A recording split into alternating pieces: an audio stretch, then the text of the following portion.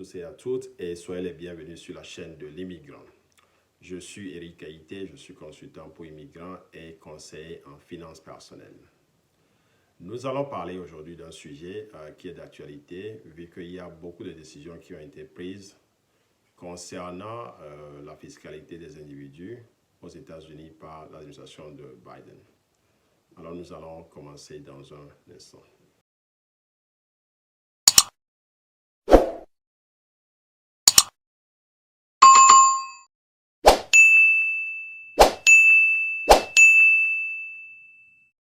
Là, le sujet dont je parlais, ou bien que je promettais comme sujet dont on va parler aujourd'hui, c'est le sujet du child credit.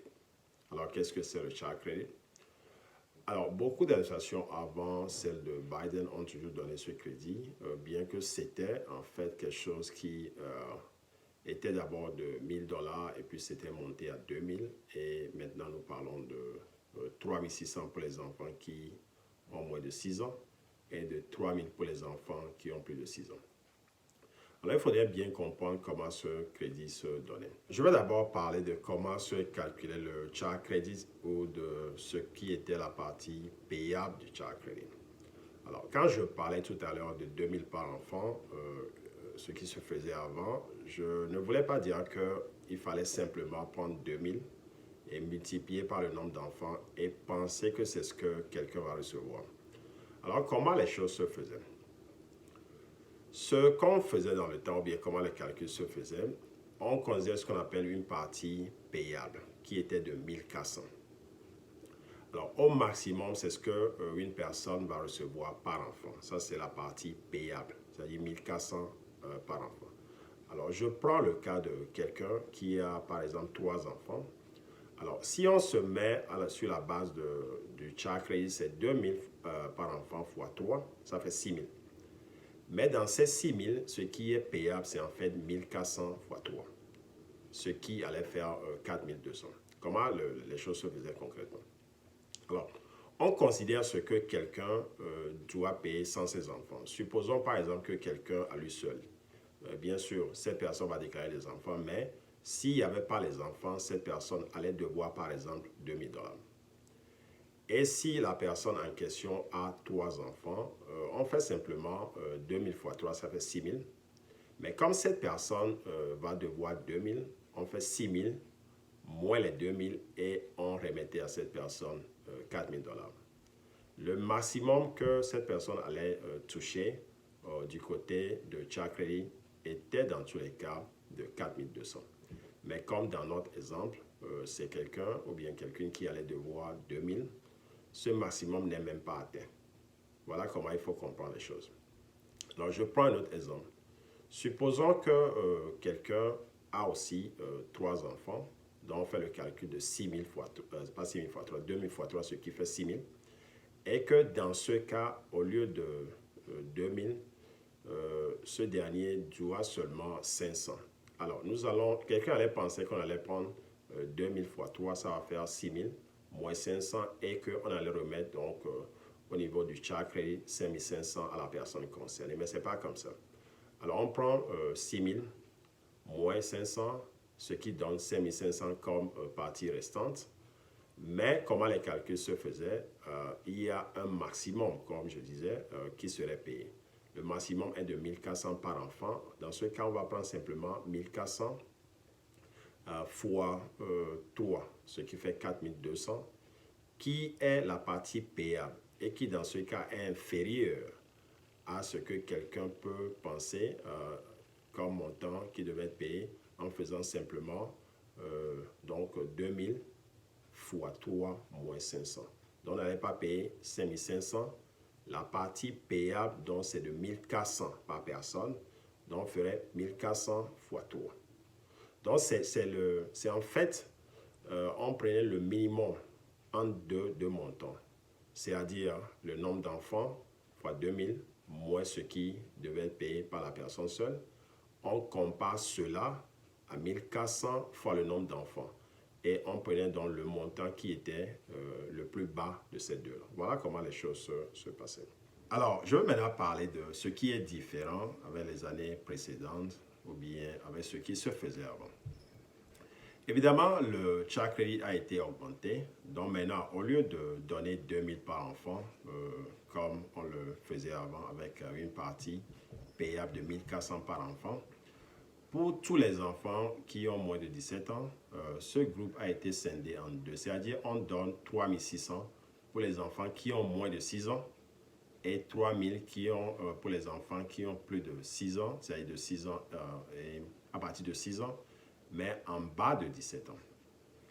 On leur donne donc 3000 pour ce groupe-là. Donc il y a deux groupes. Enfants moins de 6 ans et enfants plus de 6 ans, mais moins de 17 ans.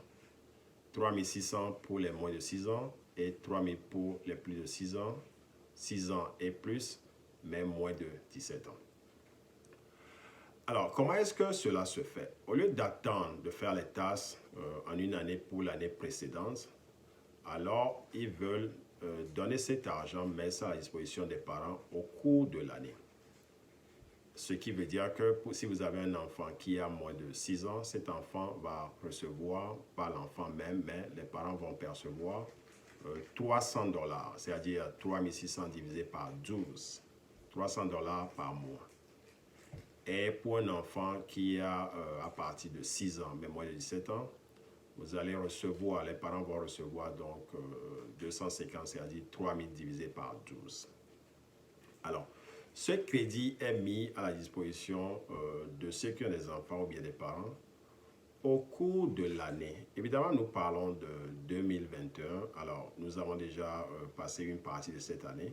Donc, ils vont commencer en juillet. Donc, au mois de juillet, ils vont payer 300 ou 250 suivant l'âge de l'enfant. Et cela va se faire pendant 6 mois. Pourquoi pendant 6 mois? Parce que on se dit que c'est une phase test, c'est un programme pilote qu'ils vont faire sur 6 mois pour voir comment cela va se faire.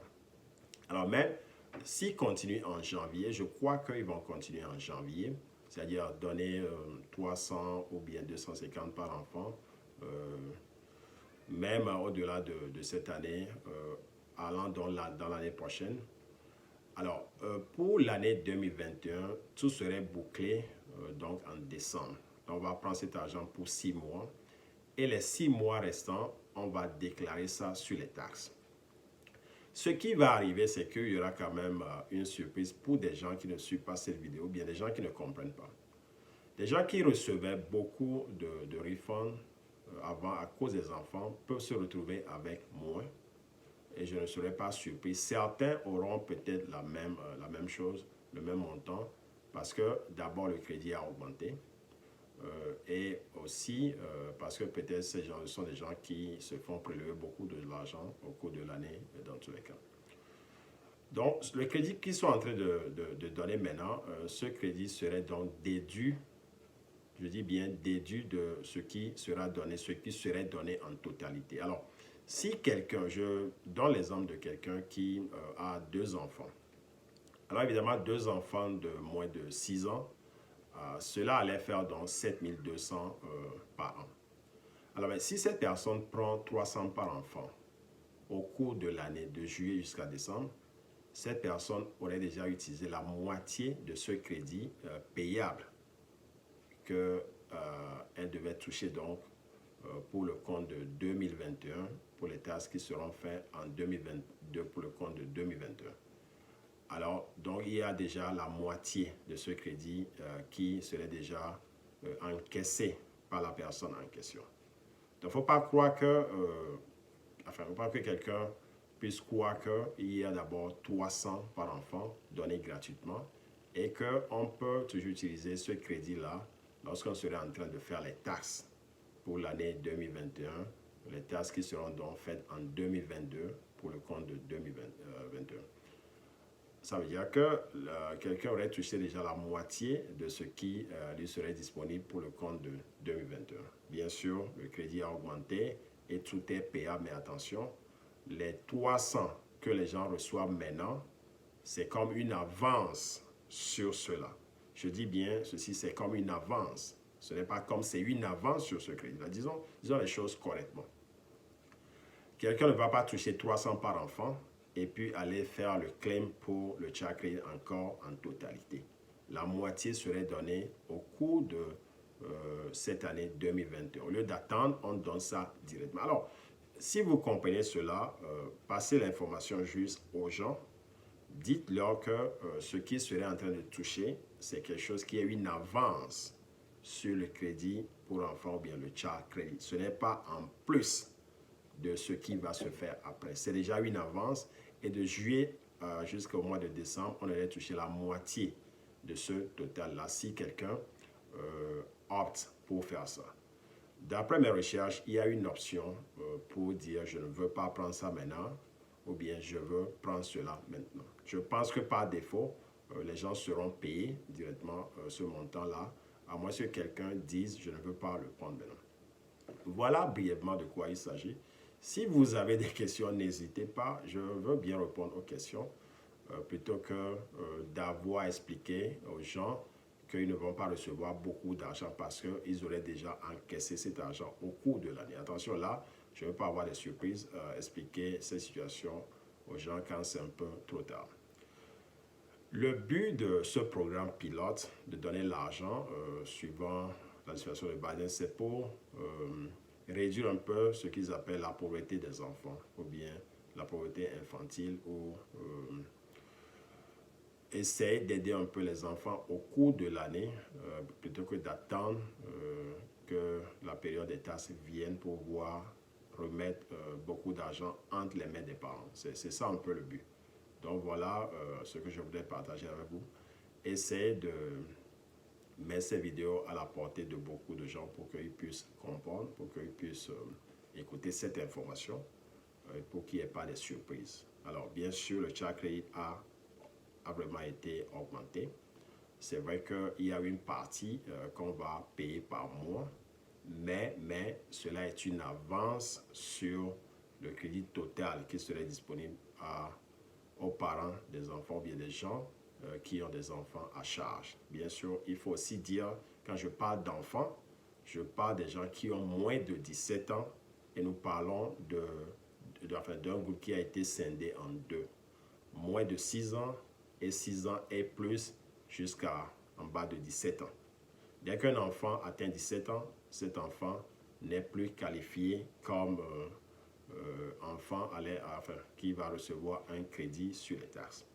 Je parle d'enfants qui atteignent 17 ans au cours de l'année concernée par les taxes. Alors, nous sommes en 2021. Si un enfant atteint 17 ans avant la fin de l'année 2021, cet enfant est hors de child credit. Alors, comprenez bien cela et partagez aussi l'information aux gens qui sont concernés par cette information.